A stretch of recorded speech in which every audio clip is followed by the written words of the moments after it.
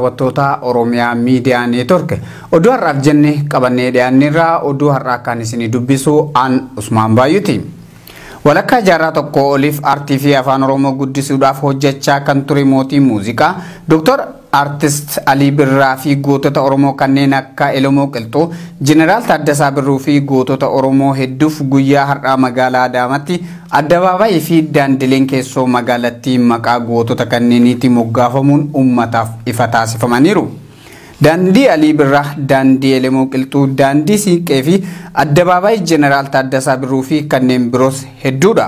Bulchiinsi magaalaa Adaamaa asiin durallee gandoota magaalaa Adaamaa keessatti argaman gandoota 13 fi moggaasa maqaalee Oromootti jijjiiruun raggaasisuun isaanii kan yaadatamudha. Sirni awwaalchaa goota Oromoo miseensa kora bittinneessaa Oromiyaa obbo Raammatoo Wayyaa kan gaafa muddee 22 bara 2017 waraana Wayyaaneetiin wareegamee guyyaa kaleessaa gaggeeffameera. Sirna kanarratti poolisii Oromiyaa, manguddoon biyyaa, qeerroo fi hawaasni bal'aan irratti argamuun gaggeessaa gootaaf malu godhuun raawwataniiru. Mammad Fantaallee waan itti dabalu qaba. Waraanni Wayyaanee ajaja gubbaa itti kennamuun soso'an tarkaanfii ajjeechaa ilmaan Oromoo irratti fudhachuu jalqaban cimsanii itti fufanii jiru. Oromiyaaf Oromoon waggaa kana keessa qofa lubbuu ilmaan Oromoo qaqqaalii fi gootota gaachana sabaa ta'an hedduu dhabdee jirti. Tarkaanfii ofirraa ittisuu taasisaniinis kan gombisanii biiluu baafatanis hedduudha. Lola gaafa muddee 22 bara 2017 raayyaan ittisaa godina Harargee lixaa aanaa Gumbii Bordoddeetti odoo uummanni ofirraa quba hin qabaatiin hawaasa nagayaa irratti baneen lubbuun namoota hedduu akka galaafatame oduu keenya dabreen gabaasuun keenya ni yaadatama. Lola kanaanis ajajaa miseensa koree kora bittinneessaa Oromiyaa kan ta'e Raammatoo Wayyaa baati. Loltoota Wayyaaneetiin wareegamuun Oromiyaaf Oromootaaf gadda guddaa ta'e mul'atee jira. Goota aantummaa sabaatiin uummata tajaajilaa ture nama kontiroobaandistoota fi saamtota qabeenya Oromiyaa qabuun gara seeratti dhiheessaa ture. Nama hagayya dabre doolaara 500,000 ol miseensota poolisii Oromiyaa biroo wajjin ta'uun to'annoo jala oolchanii seeratti dhiheessuun lammiilee Oromoo naannoo Sumaalee keessaa buqqaaniif galii taasifameef shoora guddaa taphachaa turetu loltoota Wayyaanee Oromoo irratti duguuggaa sanyii raawwataa jiraniitiin wareegame. Raammatoon kan dhalatee guddate godina Arsii lixaa aanaa Shaallaa ganda Cittichaatti yoo ta'u bultii ijaarratee abbaa ijoollee lamaa tahuu maatiin isaa bilbilee yoo gaafannu nutti himanii jiru. Sirni awwaalchaa gooticha Oromoo Raammatoo Wayyaa baatitis guyyaa kaleessaa muddee 23 bara 2017 godina Arsii lixaa aanaa Shaallaa magaalaa Ajjeetti haala ho'aadhaan geggeeffame akka jirus qaamni nuti qunnamne Oromiyaa Miidiyaa Neetworkitti himaniiru.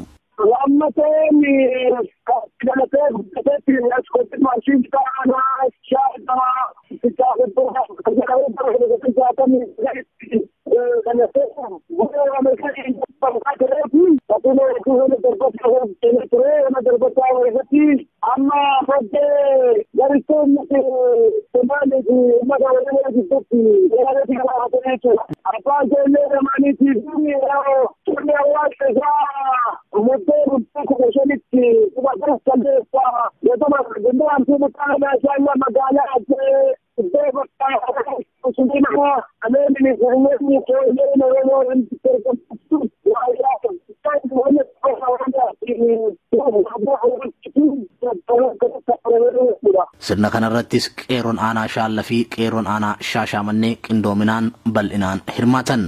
Manguddooleen biyyaa fi abbootiin qabeenyaa naannichatti argamanis wal gahuun sirna awwaalchaa Inspektar Raammatoo Wayyaa miseensa kora bittinneessaa Oromiyaa wajjin ta'uun magaalaa Ajjeetti awwaalan. Qeerroleen haala geggeessaa goota kanaa miidhagsan guyyaa kaleessaa Shaashamanneerraa hanga Shaallaatti konkolaataan dabaalanii maqaa gooticha Oromoo Raammatoo Wayyaa baatii faarsaa miira gaarii ta'een geggeessaa taasisanii jiru.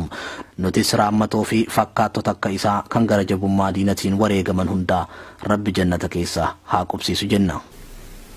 Lammiilee Oromoo qe'ee fi qabeenya isaanii irraa buqqifamaniif godina addaa naannoo Finfinnee qubsiifamuuf hojiin hojjetamaa jiru itti fufee akka jiru maddeen keenya gabaasaniiru. Haaluma kanaan bulchiinsa magaalaa Galaanitti lafa heektaara 27 ol ta'u kan abbootii qabeenya Chaayinaa irraa fudhatame irratti abbaa warraa 2,000 ol qubsiisuuf ijaarsi manneen jalqabame kan itti deemamaa jiru ta'uun himameera. Usmaan Abdullatiif.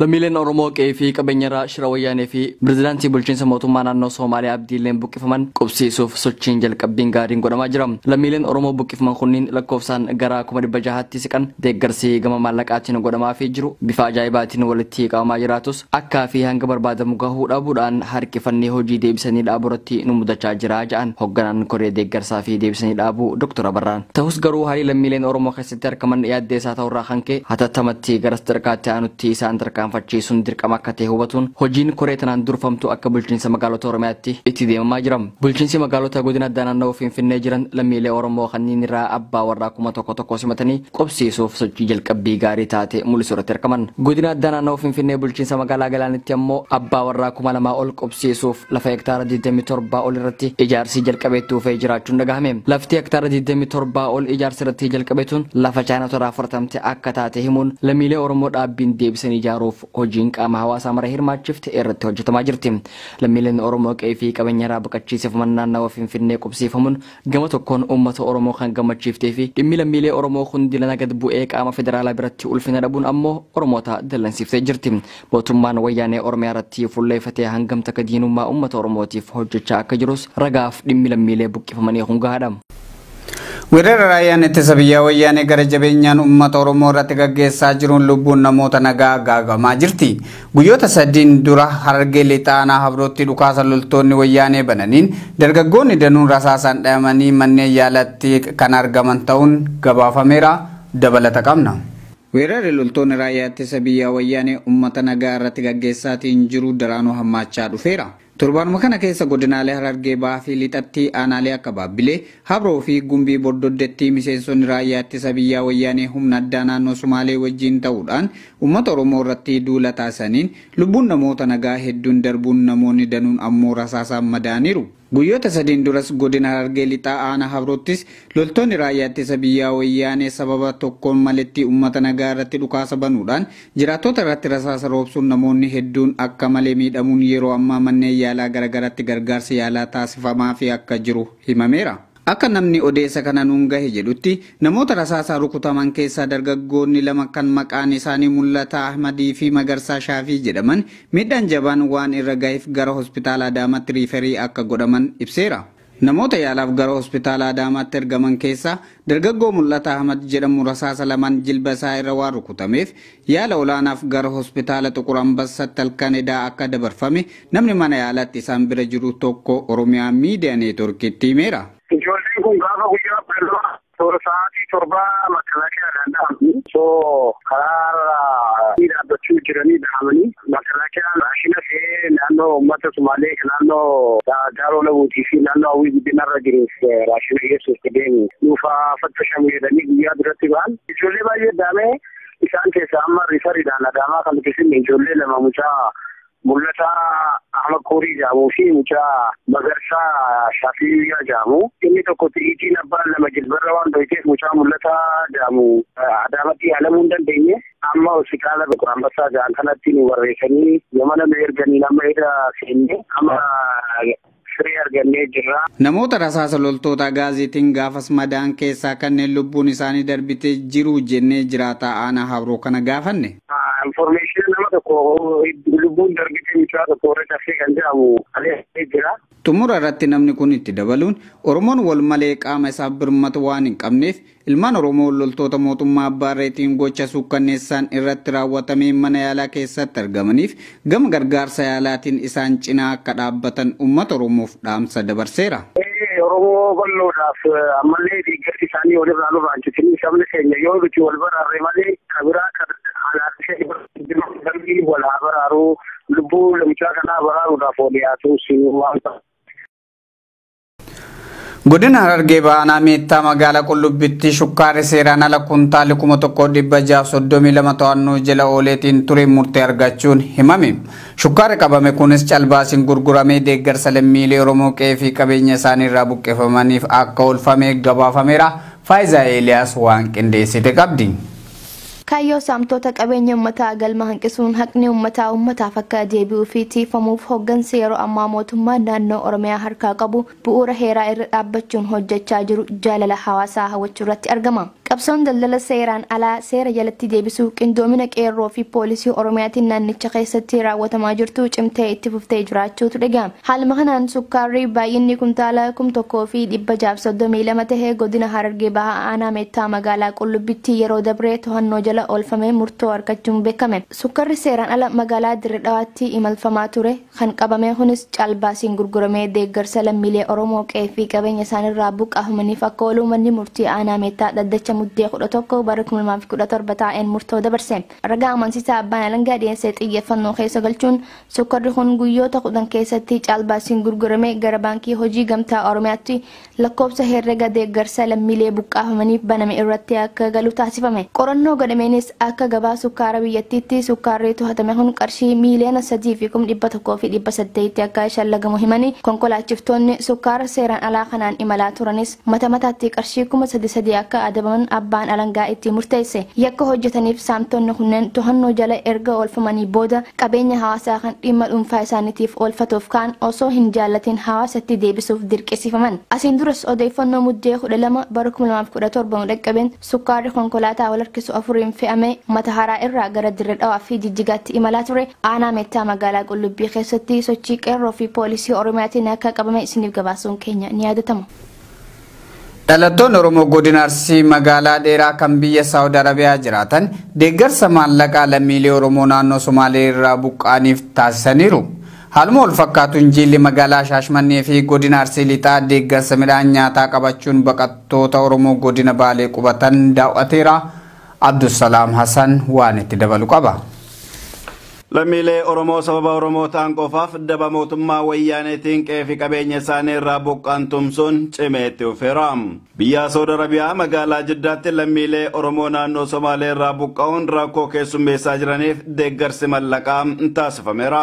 Akka namni magaalaa Jiddaa irraa nuti qunnamne Oromiyaa Miidiyaa Neetworkiif yaada laatetti deeggarsa godina Arsii magaalaa dheeraatti lammiilee Oromoo buqqaanii kaampii keessatti dararamaa jiran tumsuuf guuramaa jiraachuu ibsuun dhalattootni magaalaa dheeraa biyya Saawud Arabiyaa magaalaa Jiddaa jiraatanis yaamicha isaaniif dhiyaate awwaachuun walitti gurmaa'uun qarshii 200,000 walitti qabaniiru. Deeggarsa maallaqaa taasisan kanarrattis dargaggootnii fi shamarran magaalaa dheeraa biyya Saawud Arabiyaa magaalaa Jiddaa jiraatan kan irratti hirmaatan yoo ta'u, deeggarsa taasisan kanas hanga lammiileen Oromoo qubsiifamanitti cimsanii kan itti fufan ta'uu beeksisaniiru. Haaluma wal fakkaatuun godina Arsii lixaa fi magaalaa Shaashamanneetti jilli guyyaa 5 dura gara godina Baalee imale lammiilee Oromoo naannoo Somaalee irraa buqqaan daawwateera. Jilli kun midhaan nyaataa kumtaala 450 FSR 4 fi Ayisuuzuu tokkoon fe'uun gara godina Baaleetti kan imalan yoo ta'u, buqqifamtootni Oromoo 16,000 ol ta'an aanaa laga hidhaa addeellee qubsiifaman haala yaaddessaa keessa akka jiran arginee jirra jedhu miseensi jila kanaa tokko. Akka yaada nama kanaatti wanti Oromoo godina Baalee aanaa laga hidhaa keessa jiru irratti raawwatame wanta akka dhala namaatti arginee dhageenye hin beekne. Dhiira lukaa fi qaamni saalaa irraa murame obboleewwan lama iddoo takkatti awwaalaman jiraachuu ibsuun Oromootni kunneen qabeenya dammaa muka hixaanaa fi lafa albuudota hedduu qabaachuun shakkamuurra dirqiidhaan ari'atamaniiru. Mukamaan ka argine haati harmi irraa muranii jiru. Harma irraa muruu qophoonte nama sani haadhachiisanii luka shilli irraa muranii waan baay'ee na darbe keessaa nama isaa akka hin argine jedhameeti. Kana bira darbee maaltu jira? Namoonni sunniin jechuudha. Waa gadi namni isaan bira dhaabatu hin jiru jedhanii shamarran maal kontiroo dhiyaa muranii kaabbaa manaa teetiin keessa kamtu kaabbaa manaa keetii jedhaa akkasitti ajjeesaa turan ijoollee. Ijoollee obboleewwan nama 5 nama 2 ijoollee tokkotti awwaalamantu jira. Waan baay'ee nama gaddisiisuu silaa iddoo sochii qabsootiin iddoonni keenya magarsaa gadiitti awwaalamee adeemee haala baay'ee salphattee iddoo bineensa sawween asii toora beeksanii beeksanii iddoo isaan itti qal'ifate irratti Oromoon salphattee Oromoon nama gadi taatee waan takkaa dhageenyeen jiru. Namni kun ammas dabaluun lammiilee qabeenyaa fi jiruu isaanii irraa buqqifaman kanneen deeggarsi isaan Oromoo irraa barbaadan waan nyaatanii dhugan osoo hin taane waan diina ofirraa ittiin qolatanidha. Isaan nyaataan barbaannu harkee ijaannee nyaannee ilaalumaaf nutti kennu. nuti lafa keenya kanaaf hin deemame waardiyyaa keessanii gaafa duunee ammoo sitti fudhaadha nuti rasaasa barbaanna Oromoon addunyaa irra jiru hundinuu dhimma kana akka isaan itti nu beekanii nuti rasaasa malee harqee Oromoon guuree nuti tokko kan barbaannu nuti waardiyyaa keessanii nuti siin jennee deemne nuti siin jennee biyyaa baana jedhanii haala saniin baay'ee waan nama gaddisiisu. Jireenya gadadoo fi haala ulfaataa keessaa osoo jiraatanuu deeggarsa nyaataa fi uffataa dhiisanii deeggarsa biroo nu gaafachuun uummata sanii hedduu nu dinqeera kan jedhe namni kun ummatni godina Baalee aanaa laga hidhaa addeellee qubsifaman haala addeessaa keessa akka jiranii fi dirmannaa ummata Oromoo akka barbaachisus dhaamameera. Wantoota raabbii gubbaatti intalaniitan inaanta soomale intalatan Oromootti hin dandeenye Oromoon fuudhuu hin dandeettu nuutan inaan jenniyyoo hayaa isiniin kennaa jedhe isiniin kennaa hayaa jedhen arbitti naaf dunyaa kenna dunyaa takka qabbateen keessa kaa'adde reetti akkasitti cufee ijoollee kan muura tochana dura yaa'ateen ajiran haka takkaan itti qaqqabutti carraattee jetti hin dhaqqabe lubbuu biyya baraaruuf wanni biyyaan abbachiisallee lubbuu ilmoo biyya baraaru haga yara dhufeessa bula jalaa bahee armatti kaarma dhufeesaan biyyaa teenne san sabbaruu hin dandeenye jireenyi isin nu gargaartan biyyaa teenne san irratti turuu qabna malee biyyaa teenne san gaddiifnee jireenya keenya san gaddiifnee arma tetteennee qamadii nyaannee wayaa uffannee saamunaan dhiqannee yaa'uu miti isin Oromoon qaamni gubbaarraa gadi dhuftan wanni isin nuu taatan abdiin nu isinirra barbaadu biyyaa teenne san qabrii nama kenna biyyaa qalee irratti dhalan san irratti yoo nu deebisuu baattan. Gamtaan urjiiwwan magariisa uummattoota kibba Itoophiyaa qabsoo ulfaataa fi obsa fixachiisaa wayyaanee waliin godhamaa jiru keessatti miseensonni koree hojii raawwachiiftuu Dihedeen saglan muummicha ministeeraa Itoophiyaa Hayilemaariyaam Dassaalenyiin dabalatee olaantummaa wayyaanee itti fufsiisuu hojiin hojjetan hunduu murtee uummattoota kibba Itoophiyaa osoo hin taane murtee namoota itti gaafatamummaan ittiin dhagaaminiiti jedheera. Gamtichi waliigala haala Itoophiyaa keessa jiru irratti ibsa qabxii 5 qabu baasuun ejjennoo isaa beeksiseera. Abdusalaam Hasan ibsa gamtaan kun baasee haala itti aanu kanaan dhiyeessa. Haala nageenyaa yeroo ammaa Itoophiyaa keessatti deemaa jiru ilaalchisuun gamtaan urjiiwwan magariisaa ummatoota kibbaa Itoophiyaa ibsa dhaabbattummaa baaseera. Sabootni sablammootnii fi ummatootni kibbaa Itoophiyaa saboota biyyattii biroo waliin ta'uun biyya Itoophiyaa jedhamtu diina biyya keessaa fi alaa irraa tiksaa tureera. Dhaabbilee siyaasaa biyyoolessaa keessatti hirmaannaan isaan qaban laafaa ta'us sirnoota gabroomsaa biyyattii irratti wal jijjiiraa baaneen miidhamaa ijoodha jedhe dhaabbatni gamtaa urjiiwwanii magariisaa. Waggoottan 26 dabraniif gartuu wayyaanee kaayoo hannaa fi saamichaa isaa galmaan gaachuuf waliin jireenya ummataa baroota dheeraaf ijaaramaa ture jaalalaa fi kabajaa ture diigeera. Shiroota mootummaa wayyaanee yeroo garagaraatti uumuun ummatootni Itoophiyaa hundumtuu ajjechaa hidhaa qabeenya saamamuu walitti bu'iinsa baqaa fi hadhaa jireenya gadadoo dhandhamuuf dirqamaniiru. Mootummaa wayyaanee sirna badii diriirsatti fayyadamuun dhiittaa mirga namoomaa saamicha haqmaleessummaa fi karaa faallaa dimokiraasii ta'een miidhaalee gurguddoo dhaqqabsiisee jira.